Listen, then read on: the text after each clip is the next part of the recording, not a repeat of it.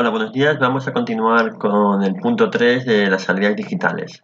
Bueno, hasta ahora lo que hemos visto es que con la placa de Arduino 1, que tiene 13 pines de entrada o salida, según lo vamos a configurar con la instrucción pinMode, pues hemos podido coger y activar o desactivar una salida, es decir, que la salida pase a estado high o low, que corresponde en este caso con nuestro Arduino con 5 voltios o 0 voltios.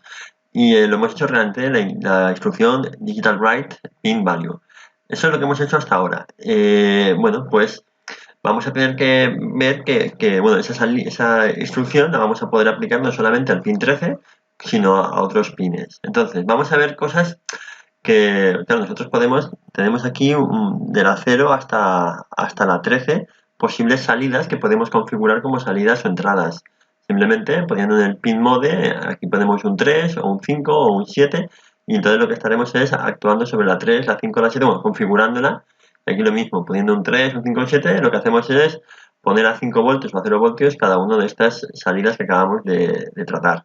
Entonces, antes de ver las aplicaciones, tenemos que ver un poco las limitaciones que tiene cada una de las salidas, cada uno de los pines. Entonces, lo primero que hay que ver es que solo pueden proporcionar unos 40 miliamperios de intensidad cada uno de ellos, con lo cual cualquier cosa que consuma más de 40 miliamperios podría dañar la placa.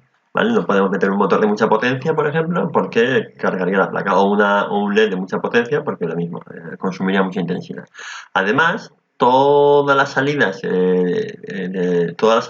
conjuntamente, la suma de todas ellas no debe superar los 200 miliamperios. Como veremos, esto es una limitación importante a la hora de hacer múltiples aplicaciones. Además, se puede solucionar, ¿vale? Simplemente que hay que tenerlo en cuenta. Por otra parte, tenemos que tener en cuenta la potencia máxima que puede consumir, pues en este caso, toda la placa. Fijaros que un USB, la entrada, el puerto de comunicación USB, pero alimenta con una intensidad máxima de unos 500 miliamperios. ¿Vale? Y en cambio, si quisiéramos utilizar la entrada, esta es la del USB, y si quisiéramos usar la entrada que pasa por el regulador, lo que tenemos aquí realmente es un LM7805 ya conocido, que lo que tiene es una intensidad máxima de 1 amperio, y la entrada pues tiene que estar entre 7 y 12 voltios para que la salida esté regulada correctamente. Con lo cual, pues ahí tenemos otra limitación, según alimentemos por aquí o por aquí. Si queremos alimentarlo con mayor potencia, bueno, podemos alimentar directamente también a través de la entrada de 5 voltios. Bueno, en cuanto a qué se puede conectar en las salidas, bueno, lo más sencillo de todo es conectar un LED, que es lo que vamos a ver. Entonces, por ejemplo, nosotros vamos a conectar aquí un LED a la salida número 3, ¿vale? Entonces, tal y como está conectado, bueno, vemos aquí la salida número 3, bueno, no se ve muy bien, pero ahí está la Digital 3. Lo que vemos es que cuando la salida número 3 se active, como el otro lado está conectado a ground, a tierra, es decir, 0 voltios, entonces cuando esté a nivel high, 5 voltios, 0 voltios, hay diferencia potencial, la corriente circulará y se activará el LED. Cuando esté a low, 0 voltios, 0 voltios, no habrá diferencia de potencial y entonces el LED no iluminará. ¿Vale? Pues esto tendríamos una aplicación primera, poder coger y con la salida activar un LED. Para lo cual, pues eso, debemos en pin mode poner un 3 y en digital write también poner un 3 en el pin cada vez que queramos activarlo o desactivarlo. Bueno, esto es una posible configuración. Otra se podría hacer al revés, colocar en vez de entre la salida y ground, se puede poner entre la salida y 5 voltios. Con lo cual, pues cuando esté a low, bueno, ahora lo veremos cómo sería.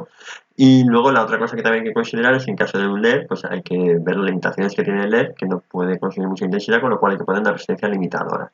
Bueno, vamos a ver esto un poquito mejor, en profundidad. Entonces, bueno, vamos a esta dirección de web y aquí tenemos un ejemplo bueno, aquí tenemos varios LEDs conectados, cada uno con su resistencia limitadora y cada uno una salida digital. Entonces, bueno, pues hay que ver primero las especificaciones que tiene el LED. Normalmente eso, la polarización directa suele ser de unos 2 voltios y la corriente máxima o la corriente típica que puede tener unos 20 miliamperios. Y entonces, a partir de esas dos cosas y la diferencia potencial, pues entonces ya podemos hacer el cálculo. Aquí tendríamos el circuito básico, pues 5 voltios menos la caída de tensión del diodo, que serán 1,8 o 2, me sale 3,2 voltios. La resistencia limitadora tiene que conseguir que no supere los 20 miliamperios. 3,2 voltios dividido entre 20 miliamperios me sale 160 ohmios. Normalmente se utiliza una resistencia de 220-230 ohmios, que son los valores típicos. Con una de 180 lo que conseguimos es que habrá más intensidad y por lo tanto el brillo será mayor. Y bueno, aquí tenemos un poco la conexión de un diodo LED con el terminal largo, el cátodo y el ánodo, y el terminal corto, que es el cátodo. Y nada, la otra consideración que teníamos que ver era que, bueno, bien podemos conectarlo, como hemos dicho antes, entre la salida a través de la resistencia y el LED a tierra, o podemos conectarlo al revés, entre la salida, la resistencia limitadora y 5 voltios. En este caso, cuando la salida se ponga a nivel bajo, 0 voltios, entonces pasará corriente porque hay diferencia de tensión, diferencia de potencial. En cambio, cuando esté a nivel alto, 5 voltios y 5 voltios, entonces el LED se apagará. ¿Vale? Vale, pues eso sería la forma de conectar un diodo LED. Bueno, también hay que decir que podemos conectar más cosas.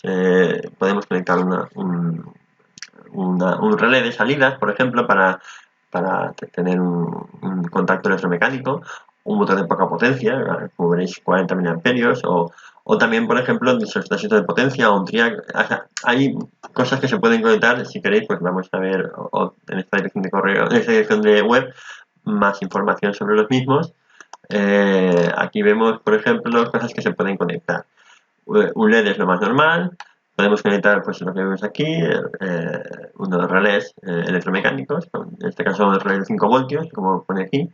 Pueden venir así en un integrado completo que tienen 4 relés, o pueden venir por sueltos, o bueno, directamente sin ninguna plaquita, con lo cual pues lo que tenemos que hacer es pincharlo sobre el protoboard o en la placa que queramos utilizar. Aquí tenemos en este caso triacs o MOSFET, o semiconductores o relés de estado sólido, y también podemos meter pues, directamente motor eléctrico, pero insisto, de poca potencia.